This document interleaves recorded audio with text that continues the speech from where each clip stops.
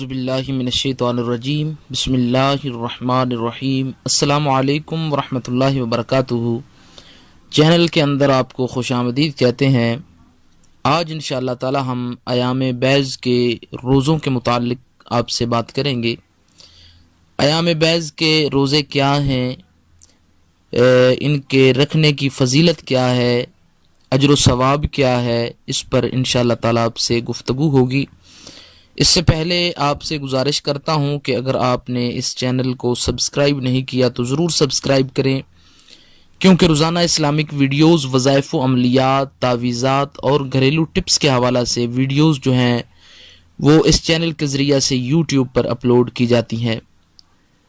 اور دوستو bell icon کو کلک کرنا مت بھولیے گا۔ آئیے آج کے ہم اپنے ٹاپک کی طرف چلتے ہیں۔ ایام بیض کے روزے کیا ہیں، ان کی فضیلت کیا ہے، ان کے رکھنے سے اللہ پاک اجر و ثواب کیا عطا فرماتا ہے۔ حضرت علی المرتضیٰ شیر خدا رضی اللہ تعالی عنہ سے روایت ہے، فرماتے ہیں سرور کونین رحمت دو عالم نور مجسم شفیع معظم صلی اللہ علیہ وآلہ وسلم کی بارگاہ عالیہ میں حاضر ہوا۔ سرور کونین صلی اللہ علیہ وسلم نے فرمایا، علی میرے پاس آؤ، میرے قریب ہو جاؤ۔ میں حضور کے قریب ہوا۔ آقا علیہ الصلوۃ والسلام نے ارشاد فرمایا، اے علی، جبرائیل امین تمہیں سلام دیتے ہیں۔ تو میں نے عرض کی، یا رسول اللہ صلی اللہ علیہ وسلم، جبریل پر بھی سلام ہو اور آپ پر بھی سلام ہو۔ میں نے حضور کو سلام دیا۔ سلام دینے کے بعد سرور کونین رحمت دو عالم صلی اللہ علیہ وسلم نے فرمایا کہ حضرت جناب جبرائیل امین آپ سے یہ کہہ رہے ہیں کہ اے علی، ایام بیض کے روزے رکھا کرو۔ تو ایام بیض کے روزے رکھا کرو۔ میں نے عرض کی، یا رسول اللہ صلی اللہ علیہ وسلم، ایام بیض کے روزے کیا ہیں اور ان کی فضیلت کیا ہے؟ آقا علیہ الصلوۃ والسلام نے فرمایا کہ ایام بیض کے روزے ہیں ہر مہینے، اسلامی مہینے کی 13، 14 اور 15 تاریخ کے 3 روزے رکھنا، یہ ایام بیض کے روزے ہیں۔ تو ان کی فضیلت یہ ہے کہ اللہ رب العالمین 1000 سال کے مہینوں کی عبادت کا ثواب عطا فرما دیتا ہے۔ اور ان کی ایک اور بڑی فضیلت یہ ہے کہ ان کو ایام بیض اس وجہ سے کہا جاتا ہے، حضرت علی المرتضیٰ سے روایت ہے، علامہ ابن جوزی نقل فرماتے ہیں کہ علی المرتضیٰ نے حضور سے پوچھا ان کی فضیلت کیا ہے، تو رحمت دو عالم صلی اللہ علیہ وسلم نے ارشاد فرمایا کہ ان کی فضیلت یہ ہے کہ ایام بیض کے روزے رکھنے سے وہ بندہ جس کا رنگ کالا ہے، یعنی جسم کا رنگ جو ہے اس کا سیاہی مائل ہے، رنگ کالا ہے، تو اللہ رب العالمین ان روزوں کی برکت سے اس کے رنگ میں سفیدی پیدا فرما دیتا ہے، یعنی اس کا رنگ سفید ہو جاتا ہے۔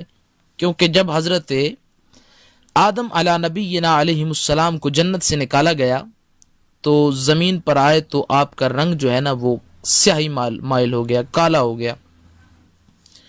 تو اس وقت حضرت جناب جبرائیل امین حضرت جناب آدم علیہ نبینا علیہ السلام کی بارگاہ عالیہ میں حاضر ہوئے اور حاضر ہو کر حضرت آدم سے یہ کہنے لگے کہ اے آدم، میں آپ کو ایک ایسا عمل نہ بتاؤں جس سے آپ اپنا رنگ جو ہے اس کو گورا کر سکتے ہیں؟